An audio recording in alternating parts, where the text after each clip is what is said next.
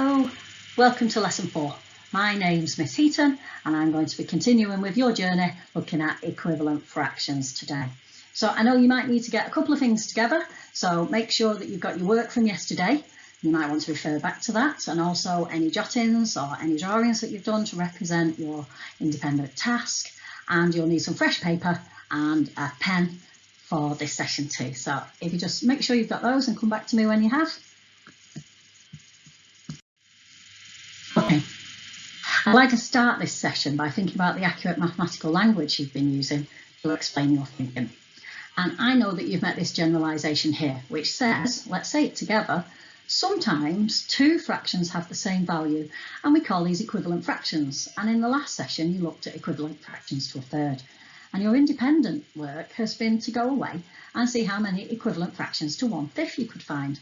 So I've also been having a go at that. And I got my blocks out. So you can see here I got some orange blocks and I've got some yellow blocks, and I tried to make some fractions that were equivalent to 1/5 with my blocks. So if I look at the orange blocks, can you tell me how many equal parts the whole has been divided into? So we can say, can't we, that the whole is divided into 5 equal parts, which is what the denominator represents, and we have one of those equal parts that is expressed by the numerator. Excellent. What about my yellow blocks? How can we say that in the stem sentence? So now the whole has been divided into 10 equal parts, well done, which is represented by the denominator there. And we have how many of those equal parts? We have 2 of those equal parts, fantastic. And those 2 equal parts are the same proportion of the whole as this 1 part from 1/5. Okay, well, if they're equivalent, what's the same and what is different? I'll just give you a moment to have a little think about that. What is the same and what is different? Maybe you can come back and tell me, because I'm sure you found 2/10 was equivalent to 1/5 as well. So I bet you've got some really good ideas about this. All right, what do you think's the same? Yes, fantastic. So the size of the whole is the same. So the size of the orange blocks is the same as the size of the yellow blocks. The size of the whole is the same. Is there anything that's different? Okay, so here, the number of equal parts with the yellow blocks, I've got more of them, haven't I? I've got more equal parts. But how have I got more equal parts if the whole is the same? Because the parts are smaller. Fantastic. So I've got more equal parts here, and the whole has been divided into more equal parts, and I'm looking at 2 of those parts being the same proportion of the whole as one of the orange blocks. Fantastic. Okay, I'd like to dig a little deeper onto your independent task. Now, I know you might have done it in loads of different ways. Some of you might have gone pouring water. I like to use rising glasses so I make less mess and I can hoover it up after. You might have drawn some number lines, and you might have folded paper or, drawn some models on paper using your ruler. I decided to use paper and fold paper, but I've drawn some diagrams to represent that. So let's have a look. And I want to see if I've got the same ones as you've got. So here, I've divided my paper into 5 equal parts. So the whole has been divided into 5 equal parts, and we have one of those parts, which is represented by this fraction. And we know this, don't we? The denominator represents the number of equal parts that the whole has been divided into. Now, I'm going to draw a line, a horizontal line on my paper here. And now, do you think you can write down the fraction that is represented here? What is the equivalent fraction? Yes, we've just looked at it, haven't we? It's 2/10. So again, we can see here, can't we? The whole's been divided into 10 equal parts, represented by my denominator, and we have 2 of those parts. Fantastic. What do you think I did next? Yes, I bet I'm going to put another line in. Do you think you can write down the fraction that is represented there now and use the stem sentence to tell me how many equal parts I've got and how many of those parts I'm looking at that are shaded? I'll give you a moment to do that. Have you written? Brilliant, 3/15. So the whole is divided into 15 equal parts, again represented by my denominator, and we have 3 of those equal parts. Excellent. And they're the same proportion of the shape as 1/5, aren't they? What do you think I did next? Okay, I put another vertical line in, horizontal line in, apologies. Put another horizontal line in. Do you think you can represent the fraction there? Okay, have you written 4/20ths? Fantastic. So let's do the stem sentence together. The whole is divided into 20 equal parts now, and we have 4 of those parts. But again, we can see, can't we, that this shaded part is the same proportion of the whole as 1/5 was. I put in another horizontal line. Can you tell me now what fraction's represented and how many equal parts I have? Give you a moment to look at that. Did you put 5/25ths? Fantastic. So the whole is divided into 25 equal parts, and we have 5 of those parts. And once again, we can see, can't we, that the proportion of the shape is exactly the same as 1/5. I've done one more horizontal line. You think you can write down the equivalent fraction? Tell me how many equal parts I have again. So the whole has been divided into 30 equal parts. Well done. So now I have 30 equal parts, and we have 6 of those parts, and we can see those 6 parts there. And again, it's the same proportion of the shape as a fifth. So I kept saying that, didn't I? I kept saying that these fractions all denote exactly the same proportion of the whole shape. And that means that they are taking up that same amount of space in the whole shape, aren't they? But they are equivalent. I've written all the fractions that we found equivalent to 1/5 in a list now, and I'd like you to have a little look. Did you notice the multiplicative relationship between the numerator and the denominator? I know you looked at the multiplicative relationship between the numerator and the denominator for 1/3. Can you see what that is for fractions equivalent to 1/5? Pause me now and have a little look at that. Okay, what did you find? Did you find that the denominator was 5 times the numerator? Let's take each one. So for 1/5, the denominator is 5 times the numerator. 1 multiplied by 5 is 5. Does that work for 2/10? Yes, the denominator is 5 times the numerator. 2 multiplied by 5 is 10. Tell me the next one. 3/15. 15 is 5 times 3. 15 is 5 times the numerator. Well done. Is the same true for 4/20ths? 20 is 5 times 4. The denominator is 5 times the numerator. What about the relationship between 5 and 25, the vertical multiplicative relationship? 25 is 5 times 5. So the denominator is 5 times the numerator again. Do we think it's going to be true for this final one? Yes, of course. So 6 multiplied by 5 equals 30. The denominator is 5 times the numerator. Say that with me now. The denominator for all of these equivalent fractions is 5 times the numerator. The denominator is 5 times the numerator. And we can see, can't we, that these fractions are equivalent where this relationship is repeated. So we have a vertical multiplicative relationship between the numerator and the denominator, which we can express with multiplication. I've taken 2 of those equivalent fractions now. 1/5 is equivalent to 2/10 because the denominator is 5 times the numerator. So quickly review what the language we use then. How do we express this? What operation do we use? Just pause, check that works, and come back and tell me what operation we've used. Okay, what did you find? What operation did you use to make the denominator 5 times the numerator? You used multiplication. Fantastic. So 2 multiplied by 5 is 10. What do you notice about these pizzas? Take a moment to have a look at these 2 pizzas and tell me what you notice about them. Fantastic, yes. So firstly, I really hope you noticed that the pizzas are exactly the same size. So we've got 2 identical pizzas in size. What else did you notice about them? You notice they're the equivalent fractions that we looked at in the last slide. So we're comparing 1/5 and 2/10. And these are equivalent fractions, aren't they? So we said this, 1/5 is equivalent to 2/10. What else do you notice about the pizzas? The amount of slices. So the pizza on the left has been cut into 5 equal slices. The pizza on the right has been cut into 10 equal slices. And 2 of the slices is equivalent to 1 of the slices where the pizza has been put into 5 equal parts. So 2/10 is the same proportion of the whole as 1/5. And can we see that vertical multiplicative relationship? We can, can't we? So we've proven there that they are equivalent. I've taken another pair of our equivalent fractions, so 1/5 and 4/20. Can you complete that STEM sentence on your own now? Quickly pause me and use the language that we've been using to express the relationship between the denominator and the numerator.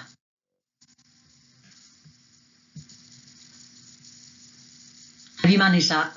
So 1/5 is equivalent to 4/20 because the denominator is 5 times the numerator. Fantastic. Did you use multiplication to make your denominator 5 times the numerator? So 4 multiplied by 5 equals 20. I'd like you to take a look at the first pair of equivalent fractions. So we know, don't we, that the denominator is 5 times the numerator for fractions equivalent to 1/5. And can you use that fact to help you find the missing denominator? I bet you've already done it, haven't you? So 12 multiplied by 5 is 60. Really well done. And I'm sure you did that in a variety of different ways mentally. So 60 is 5 times 12. The denominator is 5 times the numerator. Let's have a look at that pictorially. So for 1/5, the whole has been divided into 5 equal parts, and we can see one of those parts. The 5 equal parts are represented by the denominator. For 12/60, the whole has been divided into 60 equal parts, represented by the denominator, and 12 of those parts are equivalent to the same proportion of the shape as 1/5. But we can also see, can't we, that the vertical multiplicative relationship, the numerator is 5 times the denominator. Brilliant. Have a look at the second pair of equivalent fractions now. What do you notice? So we notice, don't we, that actually we're missing the numerator this time. So how do you think we can find that? What is the relationship between the denominator and the numerator? So I'd like you to pause me now and have a think if you can rewrite the STEM sentence we used earlier to tell me what the relationship between the denominator and the numerator is. What did you find? Did you find that for fractions equivalent to 1/5, the numerator is 1/5 of the denominator? Super. So how do we find 1/5? How do we calculate 1/5? We can divide by 5. Fantastic. So 1/5 of 40 is the same as dividing by 5. 40 divided by 5. And I'm sure you could do that mentally really quickly. So 1/5 of 40 equals 8. 40 divided by 5 equals 8. And we can see actually we've done the inverse, haven't we? So we multiplied by 5 to find the denominator, and we're dividing by 5. We're finding 1/5 of the denominator to find the numerator. Let's look at that pictorially. So we can see, can't we, that the whole has been divided into 40 equal parts, and 1/5 of that whole is 8. 40 divided by 5 equals 8, and 8/40 is the same proportion of the whole as 1/5. So we can find 1/5 of the denominator to identify the numerator. Super. Okay, so we've really looked in detail there at the relationship between the numerator and the denominator for 1/5, and we know that the denominator is 5 times the numerator, and the numerator is 1/5 of the denominator. Superb. So do you think you can use that to tell me what the multiplicative relationship is between the numerator and the denominator in fractions equivalent to 1/4? I think what you're going to have to do here is start visualising that pizza again. So have a think about that pizza, have a look at it, close your eyes and think, how many equal parts is my pizza divided into if I have quarters? 4 equal parts. Fantastic. So we can also say a quarter is 1/4, can't we? So the 4, the denominator, means that the whole has been divided into 4 equal parts. So now we're really clear on that. Can you tell me what the relationship between the numerator and the denominator is? So I'd like you to pause me again now. See if you can find the missing denominator and numerator using that relationship we've just spoken about. How did you get on? What can you tell me about the relationship between the numerator and the denominator in 1/4? It's 4 times. The denominator is 4 times the numerator. Superb. So does that help us find the missing denominator? Yes, because we can say 3 multiplied by 4 is, did you get 12? Fantastic. So 1/4 is equivalent to 3/12. Super. What about the second example? What can you tell me about the relationship from the denominator to the numerator? Did you find that the numerator is 1/4 of the denominator? Fantastic. How do we find 1/4? We can divide by 4. Super. So 24 divided by 4 equals 6. Super. Well done if you got 6. 6 multiplied by 4 is 24. So we can use our knowledge of inverse relationships to help us as well. As long as we really remember, what we're really remembering is that the denominator is 4 times the numerator and the numerator is 1/4 of the denominator. Super. Can you now apply that to fractions equivalent to 1/10? So I bet you're already thinking now, aren't you? Oh, hang on. Which relationship am I going from the numerator to the denominator, from the denominator to the numerator? And what operations do I use for that? I'm going to put those two up. Pause me, have a go at those and we'll come back and discuss the language. How did you get on? Okay, what can you tell me about the relationship between the numerator and the denominator in fractions equivalent to 1/10? So the denominator is how many times the numerator? 10 times the numerator. Fantastic. So 7 multiplied by 10 is 70. The denominator is 10 times the numerator. What about if we've got a missing numerator? What did you notice? That the numerator was 1/10. 1/10 of the denominator. Fantastic. And what is 1/10 of 50? How do we find 1/10? We divide by 10. Excellent. And I know you'll have a range of mental strategies to help you visualise multiplying and dividing by 10. So 50 divided by 10 equals 5. 1/5 of 50 is 5. And we can see there, can't we, that we've generated those equivalent fractions by using that vertical multiplicative relationship between the numerator and the denominator. Brilliant. Okay, I'd like us to think now about, can we use that relationship to help us identify if fractions are equivalent or not? So I'm not telling you that these are equivalent this time. They might be, might not. You're going to work it out by using the relationship that we know exists between the numerator and the denominator. So we can look at 1/6 and we can see how many times the numerator the denominator is. Or we can find out if the numerator is 1/6 of the denominator. That would work too, wouldn't it? And then we can do the same for 3/12. So pause me again now. Find out what that multiplicative relationship is between the numerator and the denominator, and then we can come back and tell me if these are equal or not. What did you find? What is the relationship between the numerator and the denominator in a 6? So the denominator for 1/6 is how many times the numerator? 6 times the numerator. It's been scaled up by 6. So the numerator is 1/6 of the denominator. Super. Was that the same relationship in 3/12? Did you find that?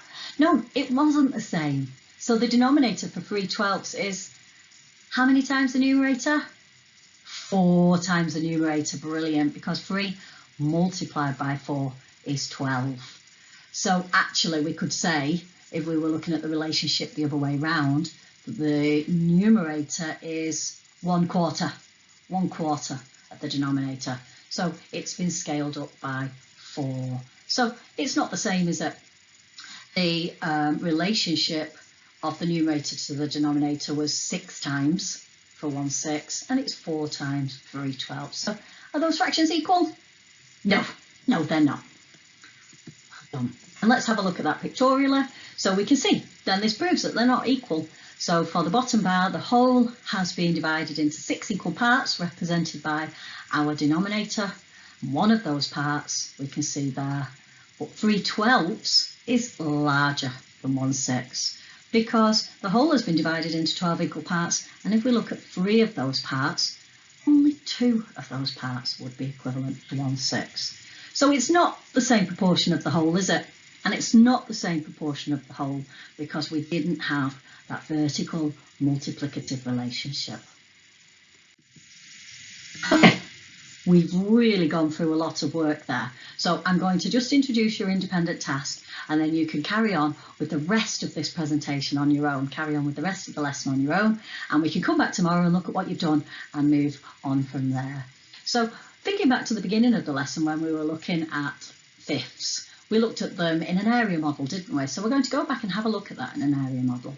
And I want you to identify the equivalent fractions pictorially, thinking about that stem sentence that we can always come back to, can't we? Telling us how many equal parts a whole is divided into.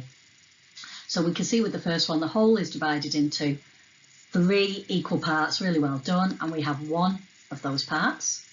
And the next one is 2/6. The whole is divided into 6 equal parts, and we have 2 of those parts is the same proportion as 1/3. The next one, the whole is divided into 9 equal parts, and we have 3 of those parts is the same proportion as 2/6 and 1/3. And finally, what fraction do we have? 4/12, really well done. So the whole is divided into 12 equal parts, and we have 4 of those parts. And just thinking about that vertical relationship between the numerator and the denominator. So we know now, don't we, that the numerator should be 1/3 of the denominator, and the denominator should be 3 times the numerator. So for the rest of your independent task, I want you to check that that relationship works every time. And then on this slide, you'll see that I want you to find all the equivalent fractions for those images. And then the second part is to match the equivalent fractions, but by thinking about that multiplicative relationship between the numerator and the denominator. So is the denominator, how many times is the denominator to the numerator, and what fraction of the denominator is the numerator? And you can always go back and have a look at those stem sentences we've used to help you frame your reasoning. Have a look at those, and then on the next slide you'll see that I've just put in a couple of little challenges for you. So now that we've been doing a lot of thinking about pizzas, haven't we? And you might want to go and catch out an adult in your house and get them to see if they understand what equivalent fractions are. So maybe you could say to them, oh, would you prefer 1/5 of a pizza or 3/15? And the adult might say that they prefer 3/15 because it sounds like they're getting more slices. And then you can explain to them why they are the same amount. But think of some of your own. Think of some of your own questions to ask them. You don't have to use pizzas. You could use drinks or cakes. And then the final challenge there, I want you to think about, maybe you could draw this and then you could share this with your teachers as well. There are 4 children in the playground and 2/8 of them are wearing a hat. How many of them are wearing a hat? And how can you now use your knowledge of equivalent fractions to help you solve that problem more easily? And I've just put some language here for you to think about that can help you with all of those challenges. So be keeping in your mind that sometimes 2 fractions have the same value but a different appearance, and we call these equivalent fractions. And that these equivalent fractions all denote exactly the same proportion of the shape. So they are all the same proportion of the shape. And we've seen that pictorially quite a lot today. And the denominator is however many times the numerator. So the numerator is the fraction of the denominator. Okay, I'm going to leave it there. I hope you really enjoy your independent work, and I look forward to seeing you at the next lesson. Thanks. Bye.